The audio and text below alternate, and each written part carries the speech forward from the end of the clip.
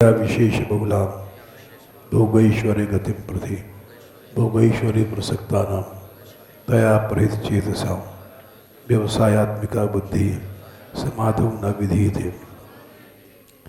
त्रैगुण्य विषया वेद निस्त्रैगुण्यो भव अर्जुन निर्द्वंद्वो नित्यसत्त्वः निर्योगक्षेमात्मा यावान् अर्थोदपान सर्वतः संप्लुतोदके तावान् सर्वेषु वेदेषु ब्राह्मणस्य विजानतः। कर्मण्येवाधिकारस्ते मा फलेषु कदाचन मा कर्मफलहेतुर्भूर्मा ते संगोऽस्तु कर्मणि योगस्थः कुरु कर्माणि संगं त्यक्त्वा धनञ्जय सिद्ध्यसिद्धौ समो भूत्वा समत्वं योगोच्यते। दूरेण ह्यवरं कर्म बुद्धियोगात् धनञ्जय बुद्धौ शरणमन्विच्य कृपणा फलहेतुः बुद्धियुक्तो जहाति उभे सुकृते दुष्कृते तस्माद् योगायुज्यस्व योगः कर्मसु कौशलम्। कर्मजं बुद्धियुक्ता हि फलं त्यक्त्वा मनीषिणः जन्म बंध विनिर्मुक्ता पदं गच्छन्ति नामयम्।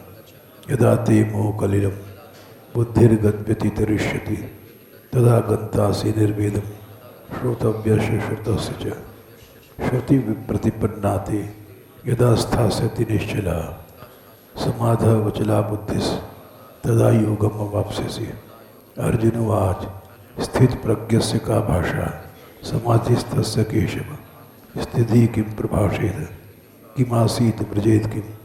श्री भगवान उवाच प्रजाति यदा कामान् सर्वान् पार्थ मनोगतान् आत्मन्येवात्मना तुष्टः स्थित प्रज्ञस्तदोच्यते। दुःखेष्वनुद्विग्नः सुखेषु विगतस्पृहः वीतराग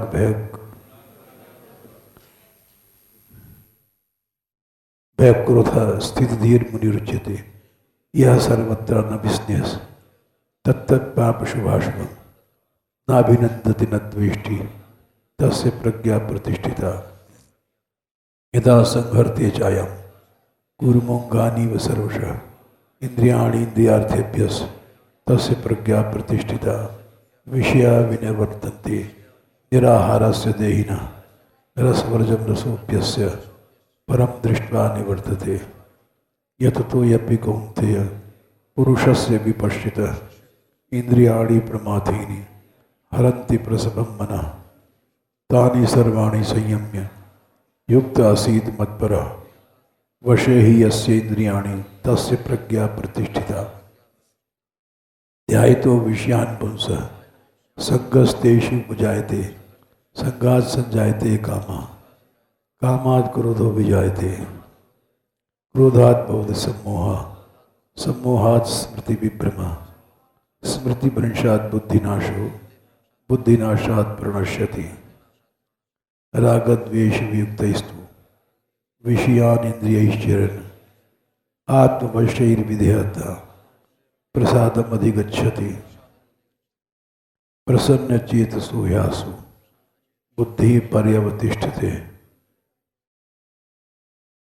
प्रसादे सर्वदुःखानां हानिरस्योपजाते प्रसन्नचेतसो ह्यासि बुद्धिः पर्यवतिष्ठते।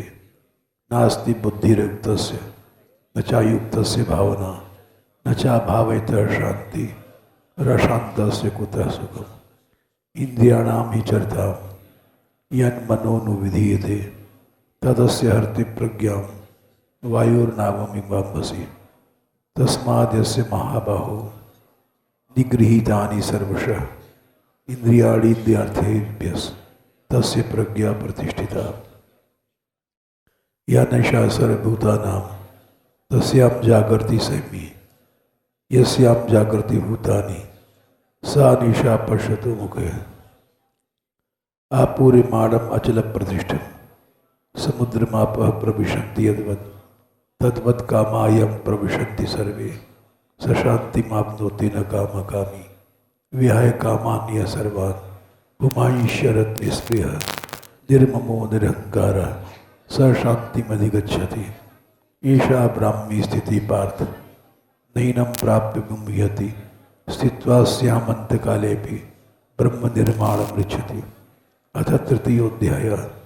अर्जुन उवाच जायसी चेत कर्मणस्ते मता बुद्धिर्जनार्दन तत्किं कर्मणि घोरे मां नियोजयसि केशव। व्यामिश्रेण वाक्येन बुद्धिं मोहयसि मे तदेकं वद निश्चित्य येन श्रेयोहमाप्नुयाम्। श्री भगवान उवाच लोकेऽस्मिन् द्विविधा निष्ठा पुरा प्रोक्ता मया नघ। ज्ञान योगेन सांख्यानां कर्म योगेन योगिनां नैव कश्चित् क्षणमपि जातु तिष्ठत्य कर्मकृत् कार्यते ह्यवशः कर्म सर्वः प्रकृतिजैर्गुणैः। कर्मेन्द्रियाणि संयम्य यास्ते मनसा स्मरन् इन्द्रियार्थान् विमूढात्मा मिथ्याचारः स उच्यते। यस्त्विन्द्रियाणि मनसा नियम्यारभते अर्जुन कर्मेन्द्रियैः कर्मयोगम् आसक्तः स विशिष्यते।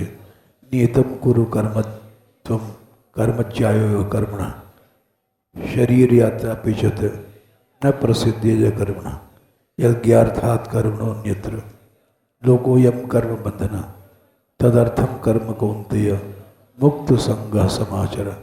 स यज्ञा प्रजा सृष्ट्वा पुरोवाच प्रजापति अनेन प्रसविष्यध्वम् एष वोऽस्त्विष्टकामधुक् देवान् भावयतानेन ते देवा भावयन्तु वः परस्परं भावयन्तः श्रेयः परमवाप्स्यथ।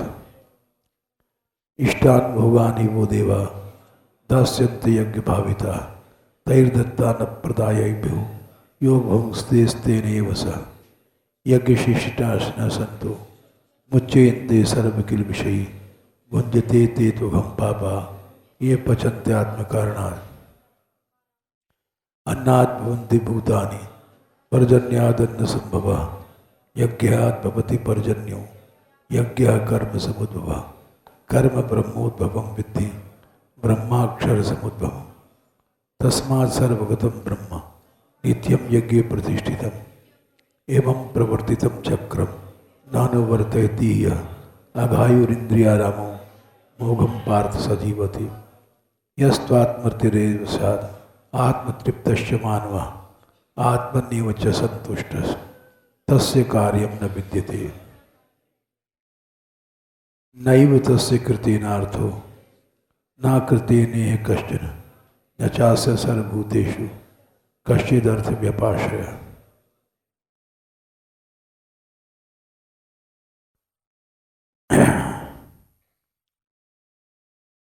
भगवान ने कर्मयोग की शिक्षा दिया क्योंकि ये व्यावहारिक है। जब तक जीव जीवित है कर्म करेगा और जब कर्म करेगा तो सभी कर्म बांधते हैं। तो कर्म योग इसीलिए भगवान ने कहा कि कर्म भी करो और तुम्हारा योग ब्रह्म से बना रहे। कोई भी योग कैसे बनता है? योग शब्द दो प्रकार से बनता है। एक तो युजुर योगे धातु से योग, एक युज समाधौ से योग। दो धातुएं होती हैं जो योग शब्द बनाती हैं। युजिर योगे ये ज्यादा व्यापक शब्द है और युज समाधौ ये उतना व्यापक नहीं है। समाधि लगाना या हो जाना ये एक सीमित प्रक्रिया है। दो अवस्थाएं होती हैं। एक तो जब मनुष्य योग करता है और उसके सारे कार्य ब्रह्म में पर्यवसित होते हैं, तो वो वहाँ तो ठीक है, समाधि में पहुँच गया, लेकिन समाधि से उठेगा भी कभी बाहर, उसको व्युत्थान कहते हैं। व्युत्थान माने समाधि से उठा, बोलेगा, चालेगा, संसार से व्यवहार करेगा, तो व्युत्थान कहते हैं। तो केवल अगर समाधि लगाने का ही नाम योग रखा जाएगा तो व्युत्थान इससे बाहर चला जाएगा, इसकी परिधि के बाहर चला जाएगा।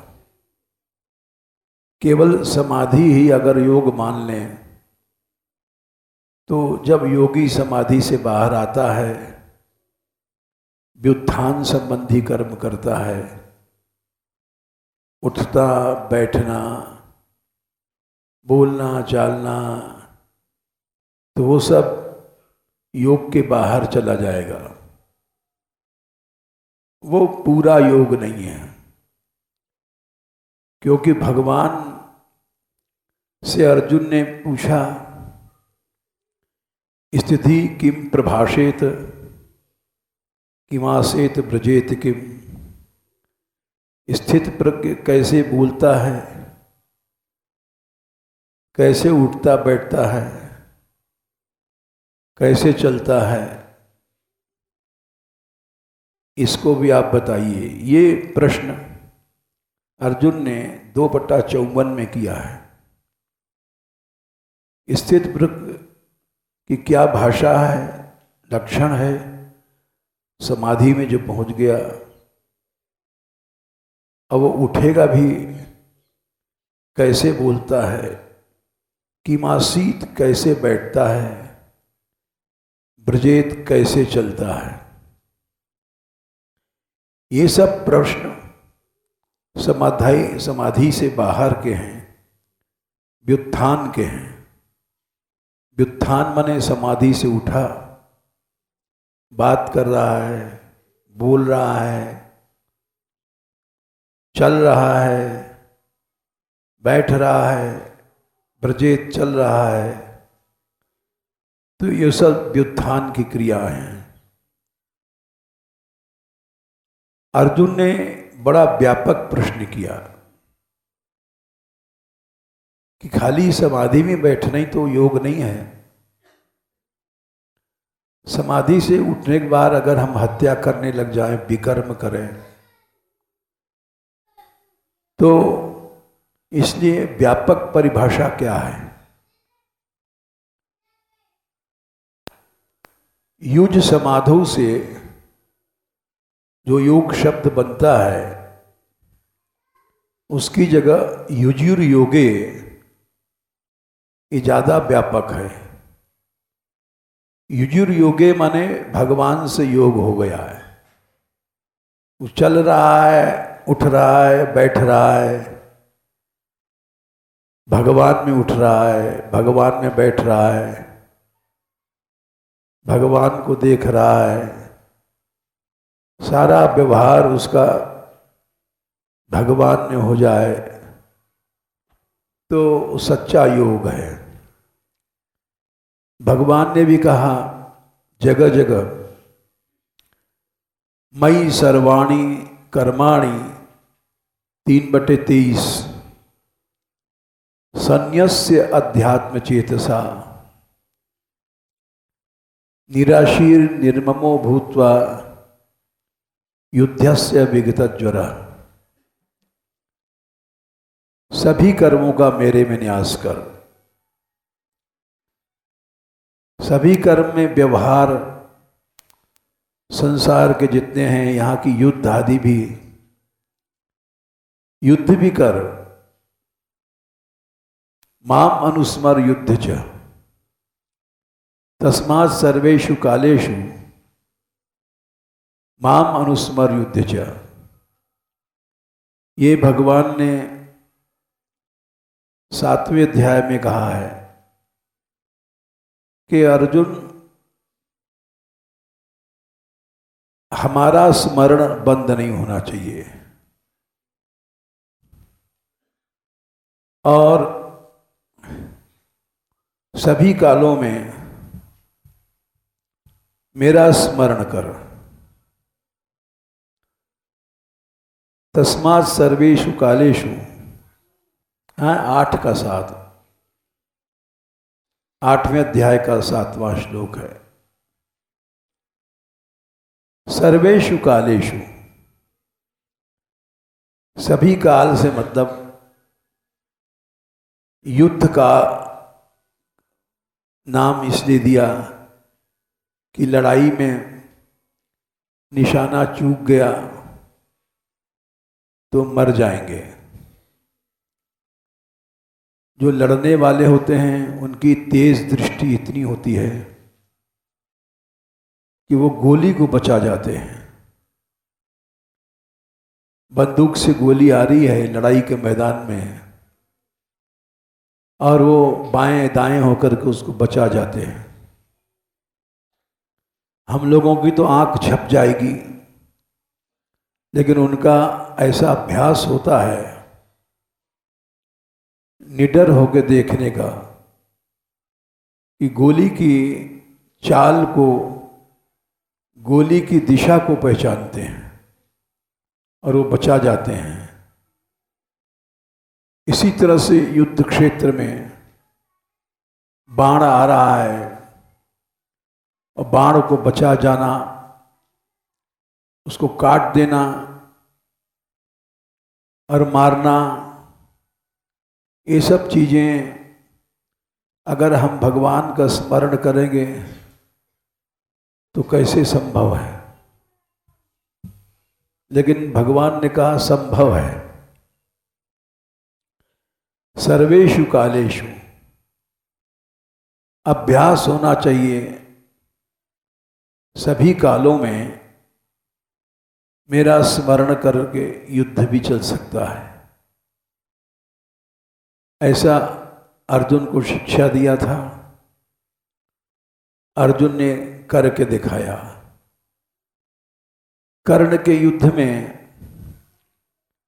कर्ण के पास एक सर्प मुख बाण था और वो जब उसने चढ़ाया तो एक सर्प जो अर्जुन का शत्रु था, वो खांडव वन में, बड़ी लंबी कथा है, खांडव वन को अग्नि ने जलाया था। अर्जुन अग्नि को भूख लगी थी। भूख लगी तो दाह करना ये उसके लिए एक व्यायाम है। तो उसने अर्जुन से कहा, ये सारा खांडव वन हमको जलाने का आप मौका दीजिए तो हमारी जठराग्नि तेज हो जाएगी और नहीं तो हम बीमार रहेंगे। अर्जुन ने पूछा, तो तुम अब तक क्यों नहीं जला पाए?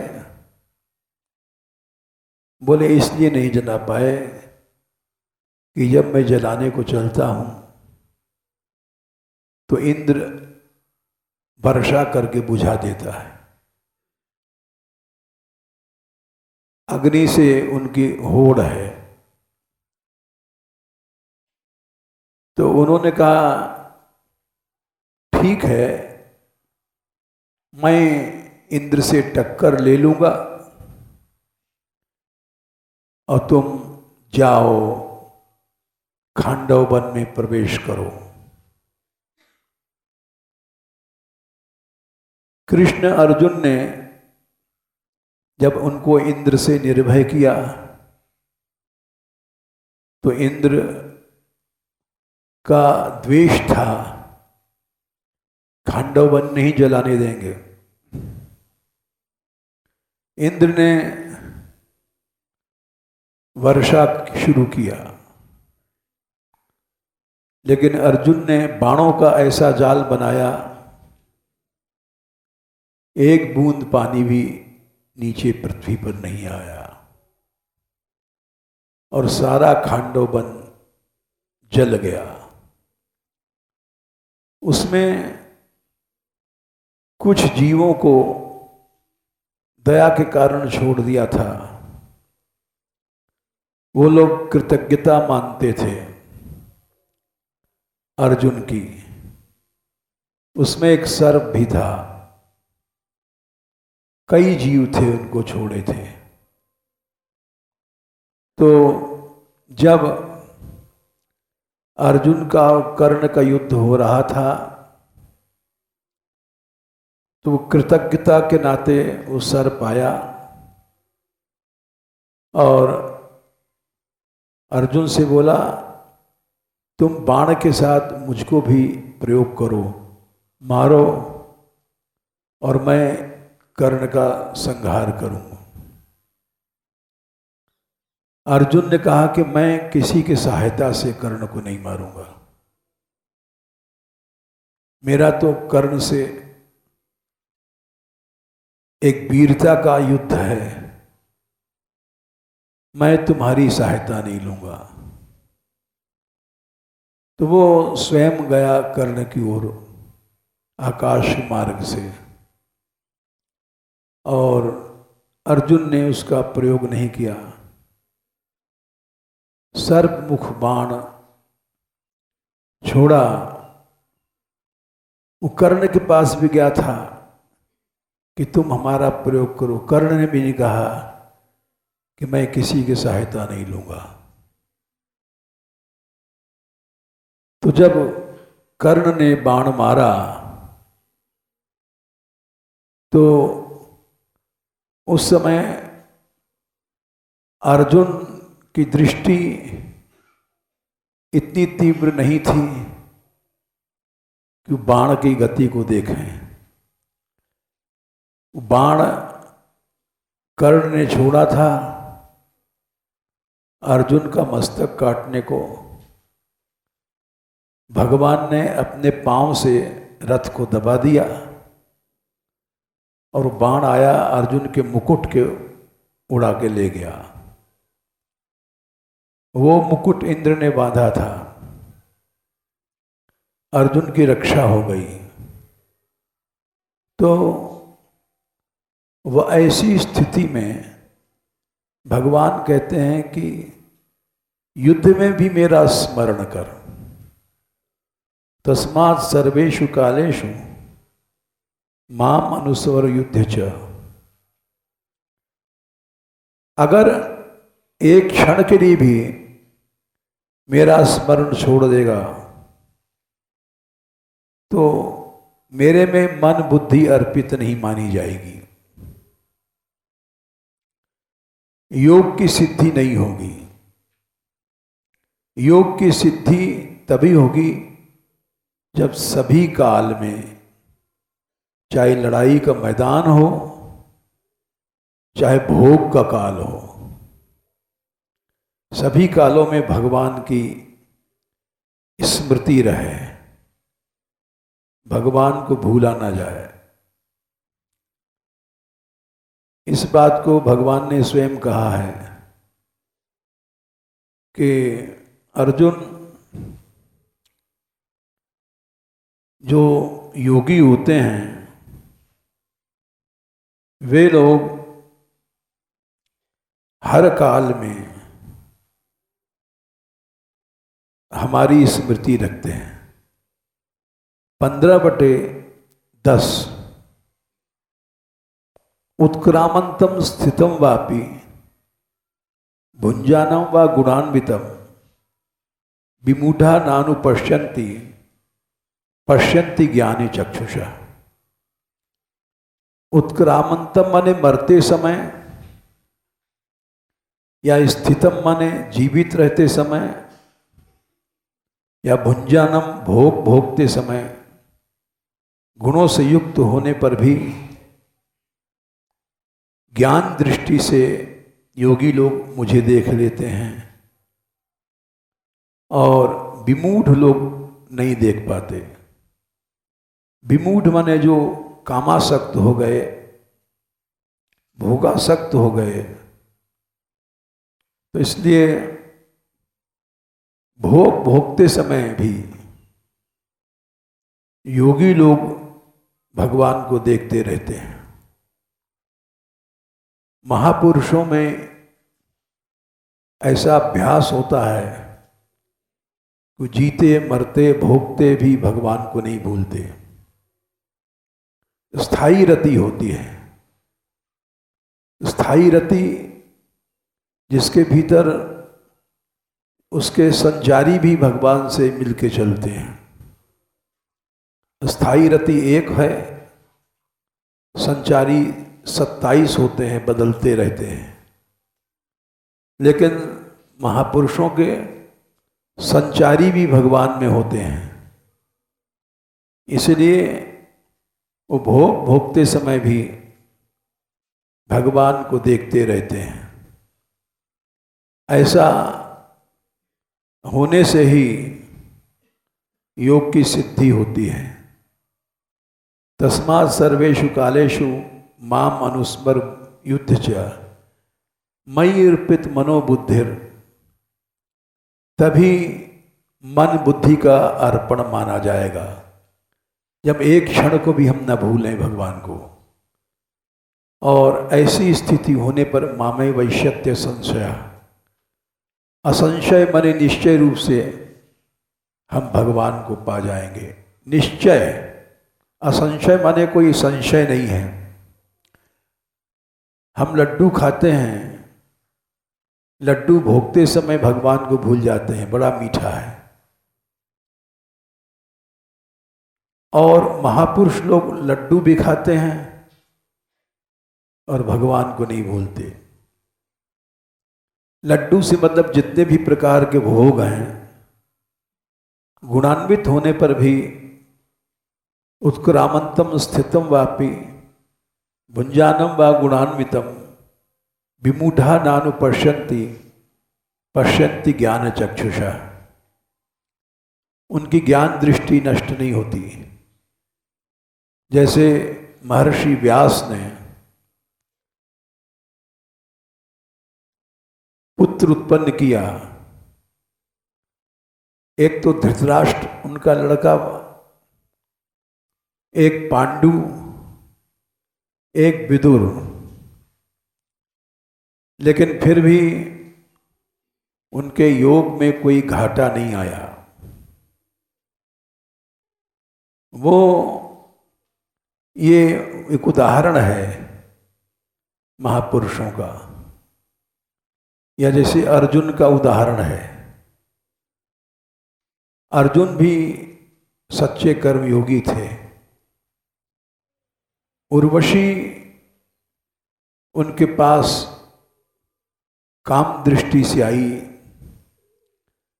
तीनों लोक में सबसे बड़ी सुंदरी है। उर्वशी के लिए इंद्र भी तरसते हैं और अर्जुन पे असर नहीं हुआ, उनका शुद्ध भाव बना रहा। कालिदास ने लिखा है एक जगह कि विकार हेतु सत्य विक्रियन्ते येषाम न चेतांसिता एव धीरा। धीर कौन है, इसकी परिभाषा कालिदास ने कहा, विकार का हेतु होने पर भी चित्त में विकार नहीं आवे, उसको ही धीर कहते हैं। धीर शब्द की व्युत्पत्ति है धियम ईरयति इति धीरा। धियम माने बुद्धि को जो ईरयति चलाता है। बुद्धि की हिम्मत नहीं कि स्वतंत्र जाके कहीं आसक्त हो जाए। ये लड्डू अच्छा है, ये स्त्री अच्छी है, ये भोग अच्छा है। वो जो धीर होता है उसकी बुद्धि ऐसी नहीं होती है। उसकी बुद्धि तो उसके हाथ में होती है, इसीलिए उसको धीर कहा गया। धियम ईरे अति या मनीषी कहा गया। मनीषा मने बुद्धि, बुद्धि पर कब्जा रखने वाला वो मनीषी है, उसी को मनीषी कहते हैं। हम लोग नाम रख लेते हैं मनीषी, लेकिन नाम रखने से कोई मनीषी नहीं होता है। जिसकी बुद्धि निरंतर अपने काम में, अपने हाथ में है, एक क्षण को इधर उधर नहीं जा सकती है, उसी को मनीषी या धीर कहा गया। इसका स्वयं तुम देख लो, धीर में क्या गुण है।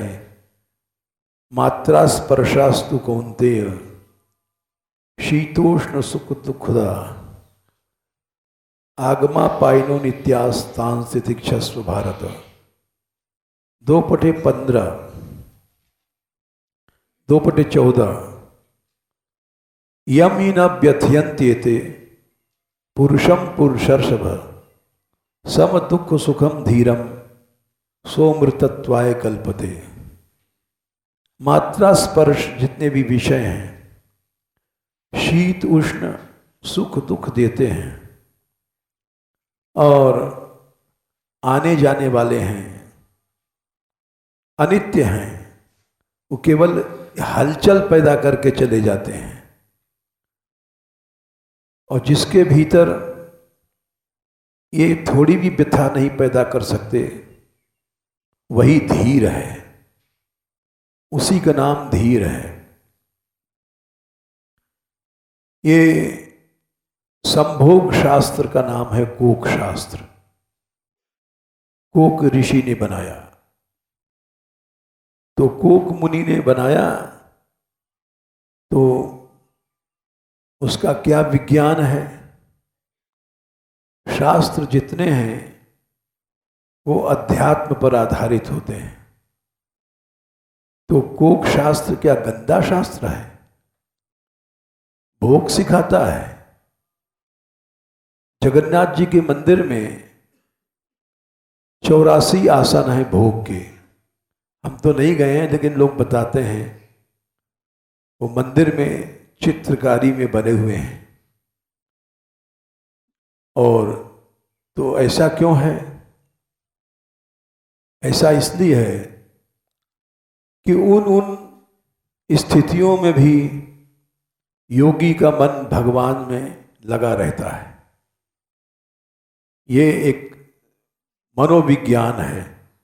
योगी इतना ऊंचा उठ जाता है कि वो सभी स्थितियों में, सभी भुंजानम व गुणान्वितम, वो मर रहा है चाहे जी रहा है, चाहे भोग भोग रहा है,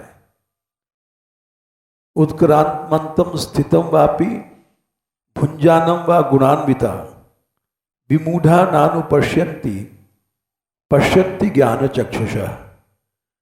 महापुरुषों की ज्ञान दृष्टि भोग के समय भी नष्ट नहीं होती है,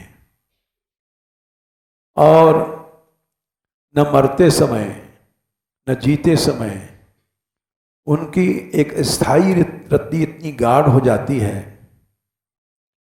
कि वो किसी स्थिति में उनकी दृष्टि भगवान से अलग नहीं होती है।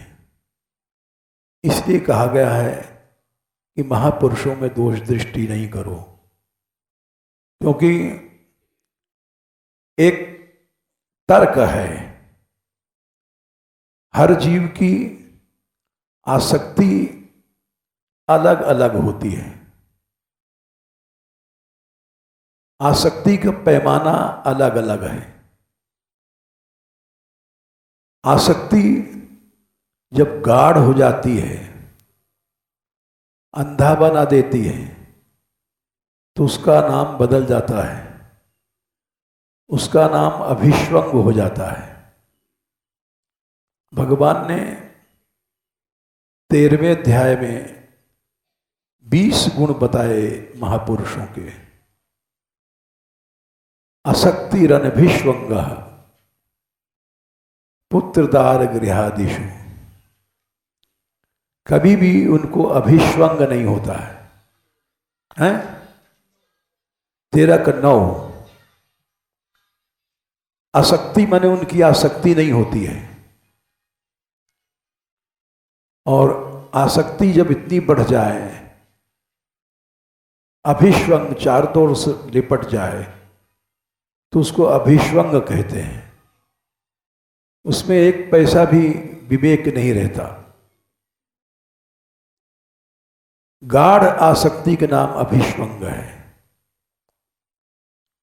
वो इतना ज्यादा होता है कि मनुष्य माँ बाप को छोड़ देता है, अपनी स्त्री के पीछे धर्म वर्म शब्द छोड़ देता है, तो समझ लो अभिष्वंग हो गया। आसक्ति की जैसे बुखार का टेम्परेचर अलग अलग होता है, ऐसे हर आदमी की आसक्तियों का टेम्परेचर अलग अलग होता है। जब बहुत ज़्यादा आसक्ति हो जाती है, अंधा बना देती है, तो अभिष्वंग हो जाता है। उस समय धर्म, गुरु, माता पिता कुछ नहीं दिखाई पड़ता। कर्म क्या है, विकर्म क्या है, कुछ नहीं देखता।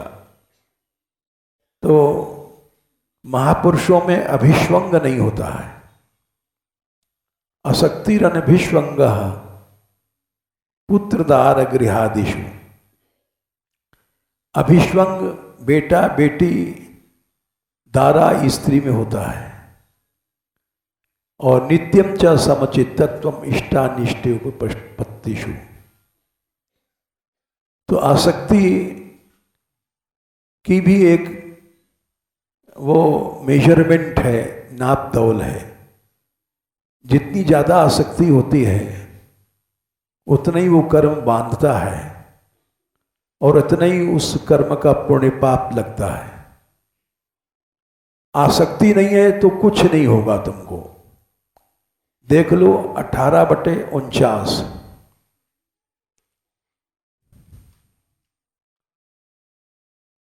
क्या है पढ़ना? असक्त बुद्धि सर्वत्र। सर्वत्र माने चाहे अपनी स्त्री है, चाहे पुत्र है, सब जगह आसक्ति नहीं है। क्यों? जितात्मा है, मन को जीत लिया। विगतस प्रिय, स्प्रियाएं नहीं हैं उसके मन में, कभी भी नहीं आती हैं। और नैष्कर्म सिद्धि को प्राप्त हो जाता है ऐसा महापुरुष। नैष्कर्म माने वो विकर्म कर रहा है, उसको पाप नहीं लगेगा। वो पुण्य कर रहा है, बंधन नहीं होगा। युद्ध कर रहा है, हत्या कर रहा है। अर्जुन आदि ने युद्ध किया, हत्या किया हजारों की, नैष्कर्म सिद्धि थी, कोई बंधन नहीं लगा। बंधन आसक्ति का होता है। यूँ समझो जैसे गरम तवे पर हाथ चिपक गया तो जलेगा। जितना ज़्यादा चिपका उतना ही ज़्यादा जलेगा, नहीं चिपका तो नहीं जलेगा। इसलिए पाप पुण्य आसक्ति होने पर बांधते हैं। आसक्ति नहीं है तो नैष्कर्म सिद्धि मिल जाएगी तुमको। न पाप बांधेगा न पुण्य बांधेगा। ब्रह्मण्य 5/10। ब्रह्मण्य आधाय कर्माणि संगम त्यक्त्वा करोति यः। जो जिसके कर्म ब्रह्म में आधान है जिनका, तो लिप्यते न स पापे न। पाप तो उसको छू ही नहीं सकता है। पद्म पत्र मीमांसा, जैसे कमल के पत्ता पानी में रहते हैं और एक बूंद भी वहाँ नहीं टिकता पानी उसके ऊपर। ऐसे जिस महापुरुष के सभी कर्म भगवान में पूर्ण रूप से अध्यास हो गया है, यही लक्ष्य रखना चाहिए। यही लक्ष्य भगवान ने 3/30 में बताया है। मयि सर्वाणि कर्माणि संन्यस्य अध्यात्म चेतसा। तुम सभी कर्मों को संन्यास अध्यात्म दृष्टि से कर दो।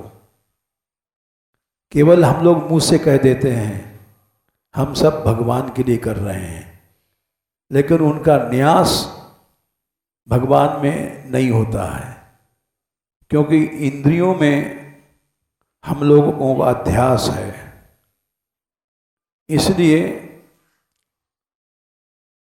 जो अध्यास भगवान में होना चाहिए वो नहीं होता है। केवल मुंह से कह देते हैं सब भगवान के लिए कर रहे हैं, लेकिन भगवान में अध्यात्म चित्त से समर्पण नहीं होता है। अध्यात्म चित्त का समर्पण ही सच्चा समर्पण होता है, और अध्यात्म चित्त से समर्पण नहीं है तो खेल है, समर्पण नहीं है। अध्यात्म चित्त क्या है? इंद्रिय शब्द कैसे बना? इंद्र शब्द से घा प्रत्यय हुआ है, घा को ईय हो गया तो इंद्रिय बन गया। प्रत्यय किसी विशेष अर्थ में होते हैं। यहां किस अर्थ में घा प्रत्यय हुआ है?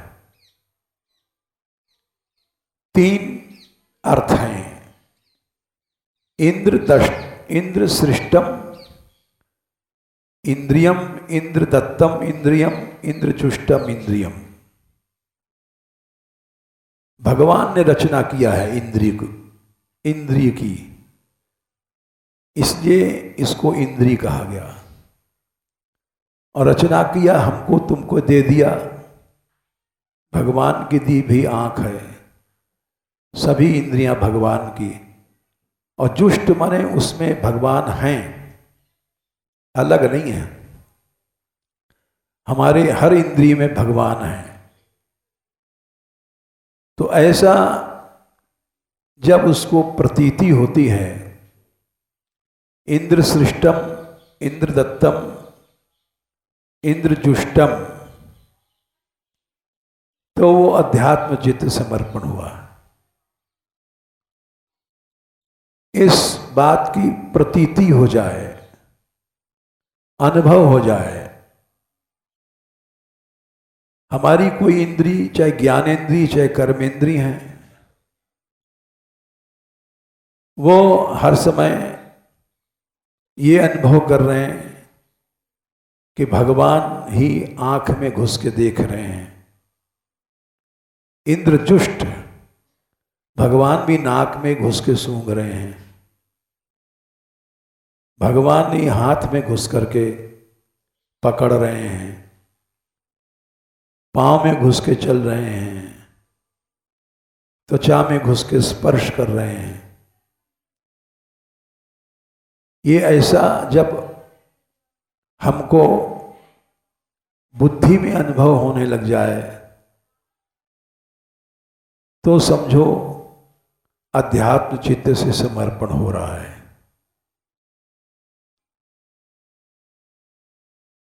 इसलिए अध्यात्म चित्त से प्रसंग शुरू किया था। युजिर योगे व्यापक शब्द है। युज समाधि से जो योग शब्द बनता है, उस समाधि मात्र को लक्ष्य करेगा, व्युत्थान को नहीं। और जब युजुर योगे से योग बनेगा तो व्युत्थान की भी क्रियाएं आ जाएंगी।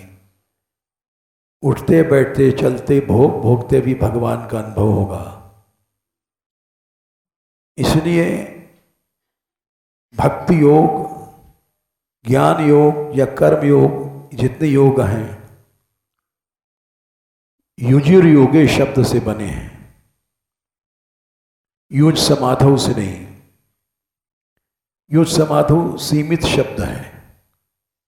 युजिर योगे हर स्थिति में हमारा भगवान से योग रहे, चाहे लड़ रहे हैं, चाहे हत्या कर रहे हैं, चाहे कुछ कर रहे हैं।